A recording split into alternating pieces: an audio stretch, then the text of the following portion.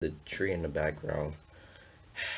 Every time I keep thinking about it, I realize in 1 week I have school again. Oh well. Anyways, today I'm finally gonna make my anime review, and it's about time because I had a lot of work for school.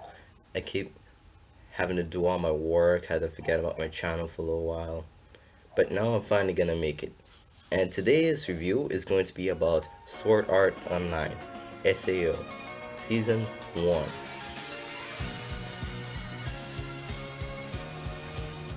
Now, Sword Art Online is basically separated in two parts. First part is episode 1 to episode 14, and the second part is episode 15 to episode 25. And the story starts off like this.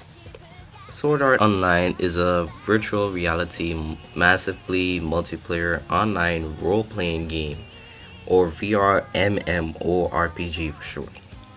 Man, that's a long abbreviation. Anyways, it was released in 2022, and with the Nerve Gear, which is basically a virtual reality helmet, when you put it on, it transfers your mind into the game. You could control your character in the game itself. And on November 6th, the players started to log into SAO for the first time, and they were having fun at first, but later on, they discovered that they're unable to log out. And then, Akihiko Kayaba, who's the creator of Sword Art Online, he appears in front of everyone and says that if you die in the game, you die in real life. And even if someone tried to pull the helmet off in the real world to try and get you back, it will kill you as well. And the only way to get yourself out of the game is to complete all the 100 bosses in the game. So they had a lot of work to do. And also in the game, your character has to look similar to how you look in the real life. So any guy who wanted to play as a girl to get more gifts and items from other people, yeah, they can't do that. Now, Kirito is the main character of this anime, and his real name is Kazuto, but people just call him Kirito because it sounds better. Anyways, in the real world, Kirito lives with his foster mother, who's also his aunt, and Suguha, who is his cousin. And when he was younger, he used to do kendo with his cousin a lot. But later on, he learned the truth that he was adopted by his aunt when his parents died when he was just a year old. After that, he decided to distance himself from his family and just play some more RPG games. And then that's when he started playing SAO. He was one of the beta testers, who were basically people who were able to play the game before anyone else. It was about I believe it was 1,000 of them at first. And then when he comes into the game, he started playing like a pro. Later on, people got pissed off at the beta testers because most of the beta testers left the other people. They left them to die at what they thought.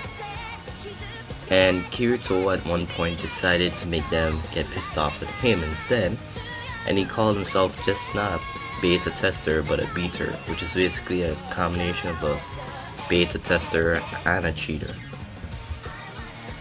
Now, the anime is pretty good actually. It has good animation, it had good music, the storyline, it was pretty good.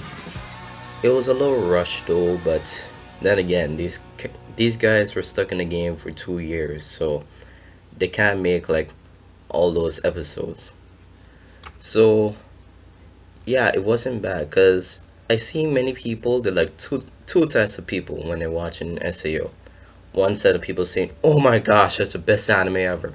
The other people saying, oh man, this anime sucks, who the hell will watch this? Well, they're both wrong, because look, it's not the best anime, but it's still good. It has a good storyline, and it had great action scenes, and it had many different adventures that Kirito went on, meeting some different characters you like Asuna, for example. But yes, it could have been a little better, but it was still pretty entertaining. That's why I kept on watching it. And it had some romantic scenes. It had some scenes that made you cry. Like, for example, when Kirito joined his first guild called the Moonlit Black Cats, and one day when the leader left, the members decided to go in a dungeon and try get a treasure. But they were all killed because they didn't expect to be so many different enemies at high levels. And Kirito was the only person who survived, and he thought it was his fault because he didn't reveal his level, because at the time his level was like really high, and instead he said his level was like around 20 something, so that it'll be around their level. And even when he went back to tell the leader what happened, even he decided to jump off, like like decided to jump off one part in the game and then just kill himself. That was really sad. Worst of all, when it was Christmas, he heard of a rumor that there was a special item you could get from a mission and it could revive people. And he tried his best to beat the mission, and when he did, he found out that's not the case. It can't revive people.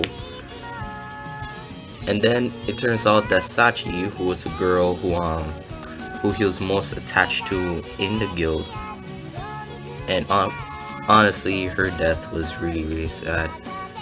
And it turns out she left like a message for Kirito,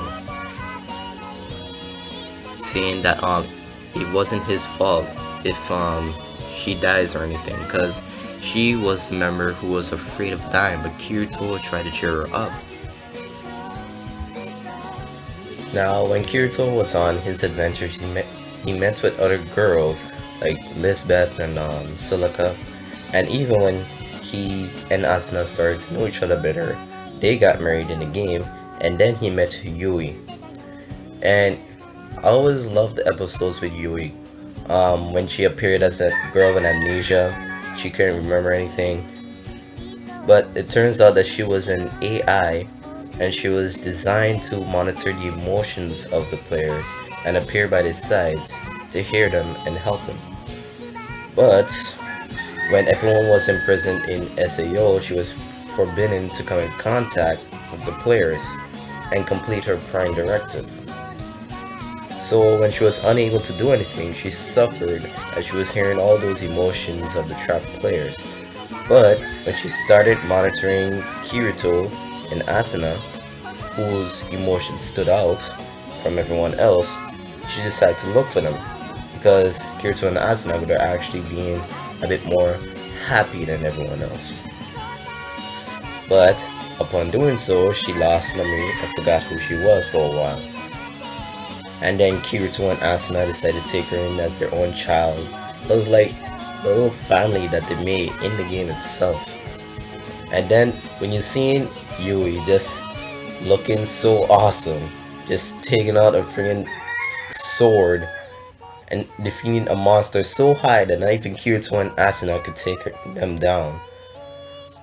That was awesome. So I like all the action scenes they had in the anime, like when Kirito used his dual wielding ability on Starburst Stream, and it was really fun. Then we can't forget about the time when Kirito was fighting against Akihiko, when it turns out that he was in the game playing as Heathcliff, if I pronounce that correctly. And that was a cool fight, honestly. And the anime had a good ending when the entire world was being destroyed at the time. Akihiko died, and then Asuna and Kirito promised to meet each other in the real world.